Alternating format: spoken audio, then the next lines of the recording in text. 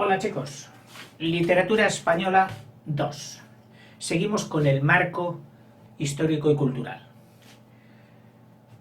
La actividad cultural en la Edad Media se llevó a cabo principalmente en los monasterios, en los conventos.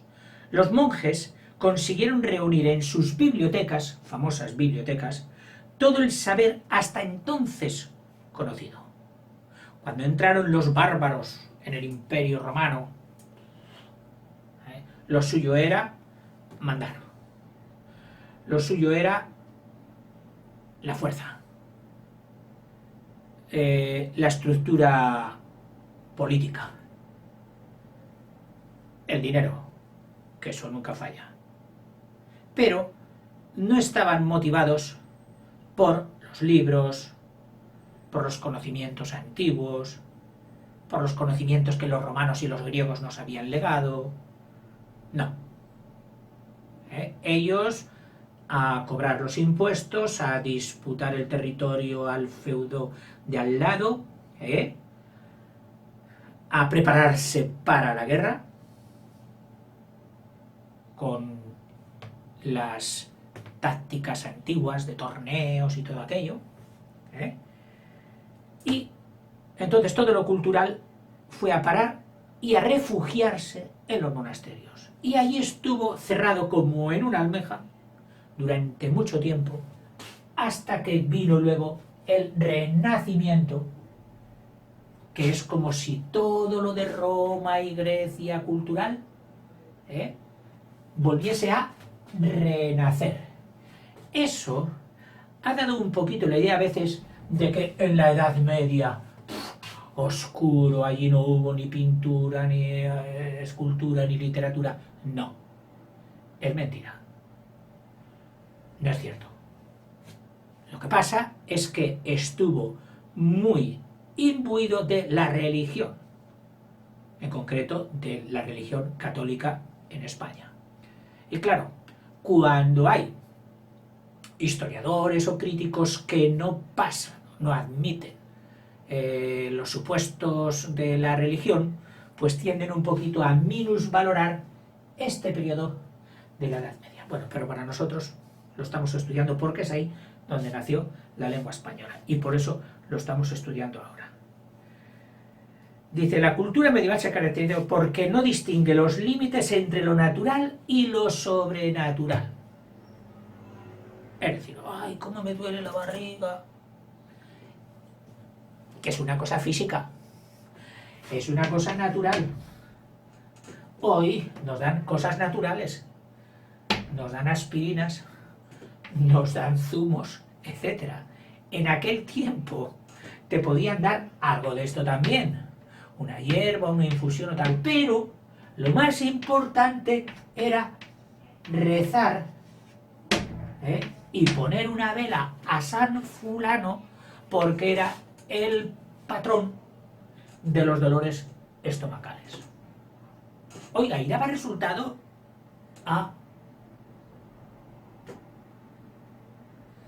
Posiblemente no, algunas veces sí, porque la persona es un complejo psicosomático, que significa donde hay una mezcla impresionante entre lo psíquico, lo que se siente y se piensa, y el soma, el cuerpo.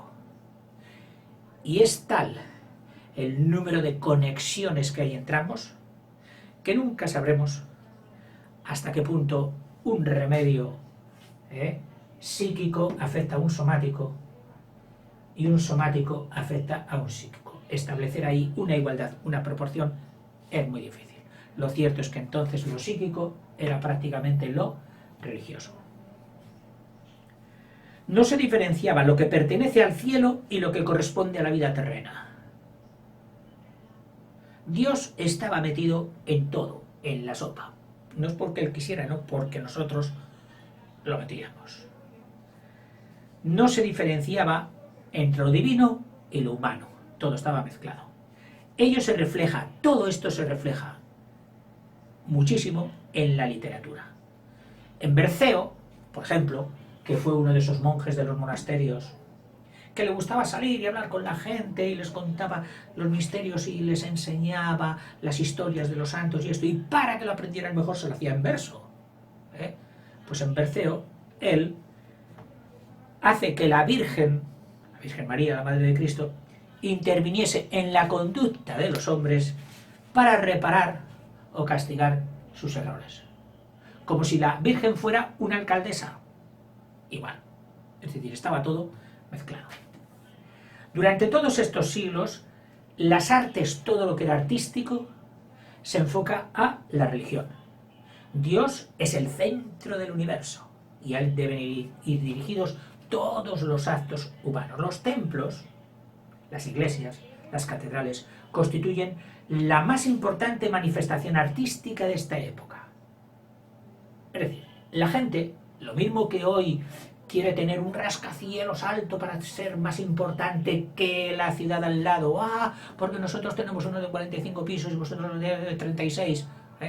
En aquel tiempo el orgullo de ese pueblo era tener la iglesia más bonita, la catedral más bonita. Hoy rivalizamos en el campo de fútbol porque si es el estadio de no sé qué, las carreteras, no sé qué esto. Entonces se rivalizaba en la construcción religiosa. Y claro, lo hicieron bien, muy bien.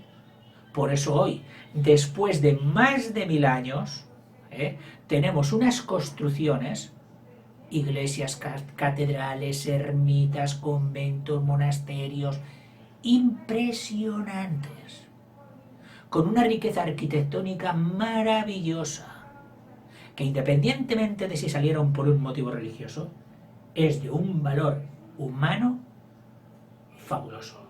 Y debemos cuidarlo y también admirarlo. Los estilos principales, es decir, la forma de edificar, pues se llamaron, mira, en parte también ligados por la literatura. El románico primero, porque era cuando aparecieron, simultáneamente aparecían las lenguas romances, el español, el francés, el italiano, etcétera, etcétera. Estas eran las lenguas romances, y de romances vino el nombre de románico, que no tiene que ver con romano. El arte romano es el de Roma. No confundas esto nunca. En el arte romano estarán, pues, los arcos de triunfo, el coliseo, los anfiteatros, los templos. También, sí, templos romanos, no templos católicos, pero templos romanos, las basílicas, que así se llamaban, que luego también dieron su nombre a los templos religiosos, las basílicas. Bueno, el románico no tiene que ver con el romano. El arte románico, que es precioso, a mí me encanta, y en España hay para dar y vender. Como elemento más importante era que en sus arcos eran de medio punto, es decir, eran semicirculares. Luego ya, dependiendo de la riqueza, pues hacían muchos arcos. Aquí luego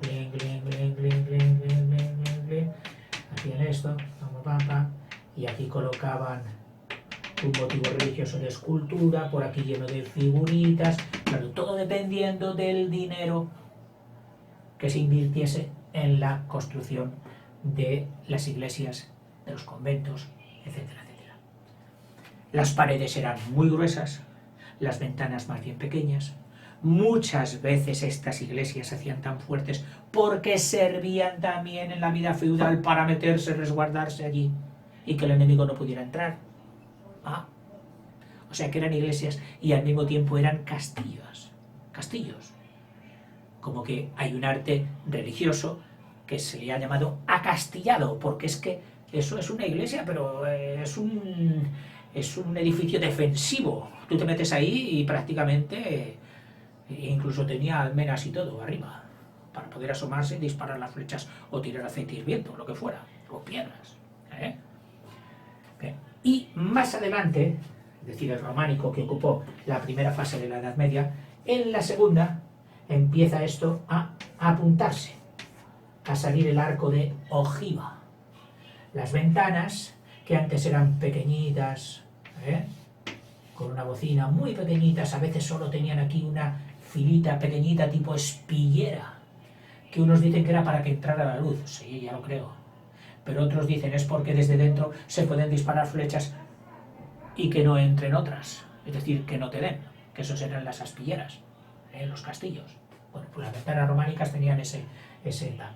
Sin embargo, ahora con el gótico, ya se han templado un poquito, ya obedecen un poquito más las normas los señores feudales, ya hay unos reyes que tienen ejércitos que son capaces de imponer la autoridad y la disciplina y el orden, y entonces ya no hay tanta guerra y surge el arte gótico, que es como un estiramiento y una apertura de esto. Las ventanas se hacen grandes,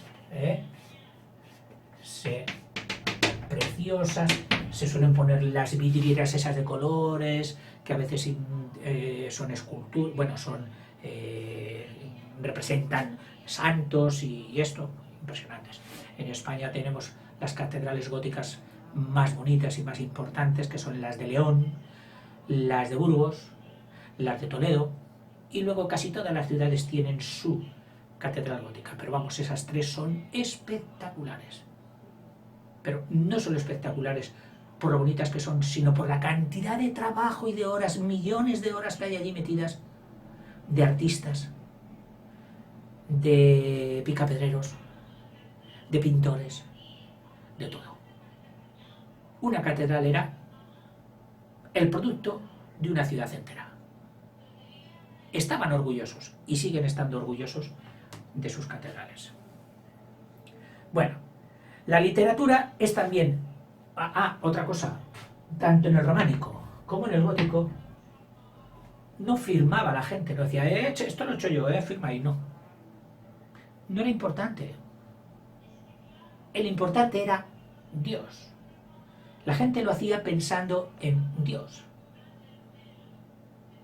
Y ellos eran humildes. Se han guardado algunos nombres, pero no porque ellos los pusieran, sino porque fue tan impresionante su obra, como el Pórtico de la Gloria de la Catedral de Santiago, románica, que se conserva fenomenalmente, precioso, pues se recuerda, y se ha venido de historia en historia, que fue de un tal maestro Mateo. En aquel tiempo a todos los que hacían muy bien su oficio se les llamaba maestros. No al que daba escuela, porque escuela no había, ¿no? Al que mejor esculpía tal, maestro escultor. Al que mejor tal, maestro curtiendo pieles, maestro haciendo instrumentos musicales, el maestro de tal. Y detrás del maestro estaban las siguientes categorías. Detrás del maestro o magíster estaba el oficial y luego el aprendiz o pinche. Y pasaban años, y les hacían exámenes y todo para pasar de un grado a otro, de aprendiz a oficial y de oficial a maestro. Esto en la Edad Media también. Bueno, pero la literatura también es anónima. Es decir, oye, ¿y esto quién lo escribió? Pues no lo sabemos. Pero el Cantar de Gesta del Mío Cid, impresionante, maravilloso, fenomenal. ¿Cómo no sabemos quién lo escribió? Pues no lo sabemos. ¿Y qué les habría costado decir, oiga, pues lo escribí yo? Tanto que escribieron, pues no. En aquel tiempo no se firmaban las obras. Sí, solo sabemos que un tal Pedro Abad, fue el que lo transcribió. Porque claro, como no había imprentas, los libros se reproducían a mano. Y eso todo se hacía en las copisterías de los monasterios. Había monjes que dedicaban toda su vida a recopiar libros. Y como lo hacían a gusto, hicieron unos libros maravillosos. No en papel, que no había, sino en piel de cabritilla o de ovejita pequeña, de cordero, que era el famoso pergamino. En fin, dice que la literatura trata fundamentalmente, claro, ¿de qué va a tratar? Pues de temas religiosos o morales, de lo que es bueno y lo que es malo, y heroicos, de lo que el conde de tal le había hecho al otro banda, que no sé qué, y del marqués, y del duque, y del rey. y el caballero tal, los heroicos. En los siglos XII y XIII abundan los poemas épicos. En los siglos XII y XIII, los poemas épicos que cuentan las hazañas, las batallas, abundan en ese tiempo. Estaban escritos por poetas, por lo general, ya hemos dicho, desconocidos. Pero los periodistas, los que lo llevaban de un pueblo a otro, eso sí, esos eran los juglares. No había tele, no había teatro, no había libros. Cuando llegaba el juglar, que les traía noticias de otros pueblos, de otras zonas, lo que había hecho el conde no sé qué, cuando mató, y la batalla que sería en tal sitio, ¡buah! La gente flipaba, se maravillaba, se reunían en la plaza alrededor de él, y era una maravilla ver cómo se entusiasmaba la gente cuando oía aquello. El oficio de juglar. La poesía religiosa, que nace a la sombra de los monasterios, o sea, que nace metida dentro del monasterio, las primeras poesías, tenía como finalidad pues entretener a los paisanos, no aburrirles. Con un sermón pues hacían una poesía y la gente se la aprendía de memoria. Y hacer que la gente tuviera más fervor. En aquellos tiempos se estiraban las peregrinaciones para que se te perdonaran los pecados. Te imponían penitencias, y si el pecado era muy gordo, te imponían la penitencia de ir hasta el sepulcro de un apóstol, es decir, de un discípulo directo de Jesucristo, de aquellos 12. Y los únicos dos que se estaba ciertamente seguros en aquel tiempo de que existían, de que eran reales, eran en Roma el de San Pedro. Y entonces te podían haber puesto una penitencia por un pecado gordo que tenían. No, tienes que eso solo se te perdona si vas a Roma. Oiga, pero ¿cómo voy a ir a Roma? Y mi mujer, mis hijos, dice, y se vestían de caminantes y empezaban el camino de Roma, que eran los famosos romeros, que así se les llamaba. Y de ahí vienen algunas expresiones tan bonitas como, oye, ¿por dónde se van? Todos los caminos llevan a Roma. ¿Tienes que ir a Roma? Ahora, pues ya puedes empezar hacia allá. Todos los caminos llevan a Roma. Vaya por donde vaya, usted pregunte que llegará. Y luego había otro apóstol que era el apóstol Santiago, que estaba en una zona de España que es Galicia, en una población que tiene el nombre del santo, Santiago. Santiago de Compostela, que dicen que viene Santiago de Campo de Estrellas. Y es que para ir a Santiago, cuando entraban los peregrinos, que así se les llamaba a los que iban a Santiago, de toda Europa, de Francia y todo, atravesaban los Pirineos y tenían que venir hasta Galicia, que está aquí, Santiago de Compostela, entraban por aquí, por los Pirineos, y una vez que estaban aquí, tenían que dirigirse siempre hacia el oeste, oeste, oeste. Y por la noche, la manera de no perderse, porque no había brújulas ni nada, pues era mirar al cielo y ver la constelación de la Vía Láctea, que se ve perfectamente, preciosa, que es nuestra constelación. La vemos así de canto y por eso vemos una parte del cielo mucho más estrellada que el resto. Esa era, y aquí se llamó la Vía Láctea o también Camino de Santiago.